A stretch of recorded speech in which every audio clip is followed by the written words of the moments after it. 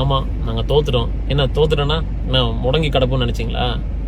கண்டிப்பா இல்ல. ஏன்னா இது வரைக்கும் ஜெயிச்சிருந்தா நாங்க போய் சட்டமன்றத்துக்கு போயிருப்போம். இப்ப அறிவாலயத்துக்கு போயிட்டு தொண்டர்களோடு சேர்ந்து அடுத்து ஒன்றிய அரசு என்ன பிரச்சனை கொண்டு வந்தாலும் ரோட்ல இறங்கி இன்னும் போராடுவோமே தவிர ஒருபோதும் மூலையில முடங்கி உட்கார மாட்டோம். கரெக்ட். திட்டங்களை போட்டு மக்களை உயர்த்தினதுதான் திமுகவை தவிர இங்க காவி டான்ஸ் ஆடி இல்ல சனாதானத்தை திணிச்சு மக்களை பின்னடைவு செஞ்சது திமுக கிடையாது. களத்துல எப்பவுமே திமுக இருக்கும்.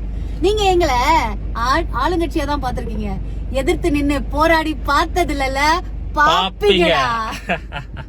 தோத்துட்டோம் அப்படிங்கறது உண்மைதான். ஆனா யார்கிட்ட தோத்துட்டோம் அப்படிங்கறதுலதான் கொஞ்சம் வருத்தம் இருக்கு. ஏன்னா ஒரு அரசியல் புரிதல் இருக்கிற ஒரு கூட்டத்துக்கிட்ட மோதி நாங்க தோத்துருந்தோம் அப்படின்னு சொன்னா அதை பெருமையா ஏத்துக்கிட்டு இருப்போம்.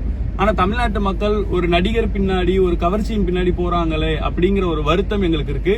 இந்த தோல்வியில முழு பொறுப்பையும் திமுகவை ஏத்துக்குது. ஏன்னு சொன்னா தோக்கப்பட்டதுக்கான காரணம் இங்க இருக்கிற மக்களை இன்னும் முழுமையான அரசியல் படுத்தாததுதான். அடுத்து வரக்கூடிய தேர்தல்கள்ல திமுக இது சரியான முறையில செஞ்சு முடிப்போம். அதுக்கு நாங்க 4 பேரும் துணை நிற்போம். மேலும் இந்த அரசியலை யாரு கொண்டு போய் சேர்க்கிறாங்கிறது ரொம்ப முக்கியம். இது ஒரு நடிகர் கொண்டு போய் இளைஞர்கிட்ட சேர்த்திருக்காருங்கிறது எங்களுக்கான ஃபெயிலியரா நாங்க பாக்குறோம். ஏன்னா ஒரு அரசியல்வாதி ஒரு இளைஞர்கள் கிட்ட அரசியலை கொண்டு போய் சேர்த்திருந்தா அது இன்னும் பவர்ஃபுல்லா இருந்திருக்கும்ங்கிற அந்த ஒரு தவறு நாங்க கத்துக்கிட்டோம். மீண்டும் எழுந்து வருவோம். அப்புறம் இது ஜெயிச்சிட்டீங்க, ரொம்ப ஹாப்பியா இருங்க. ஓகே, ஒரு 2-3 நாள் இருக்கலாம். ஆனா இந்த 5 வருஷம் நாங்கெல்லாம் எவ்வளவு கஷ்டப்பட போறோம்ல தெரியல. ஆனா நீங்க நிறைய யோசிப்பீங்க. கண்டிப்பா ஏன் திமுக ரிஜெக்ட் பண்ணதுக்கான காரணத்தை உங்களால கரெக்டா கமெண்ட்ஸ்ல சொல்ல முடியாது. ஏன்னா காவி டான்ஸ் இந்தியா முழுக்க ஸ்டார்ட் ஆயிடுச்சு. தமிழ்நாட்டுலயும் காவி டான்ஸ் தான். நீங்க எல்லாம் சேர்ந்து லல்லலா லல்லலான்னு ஆட வேண்டியது. நான் ஒண்ணு மட்டும் சொல்லிக்கிறேன்.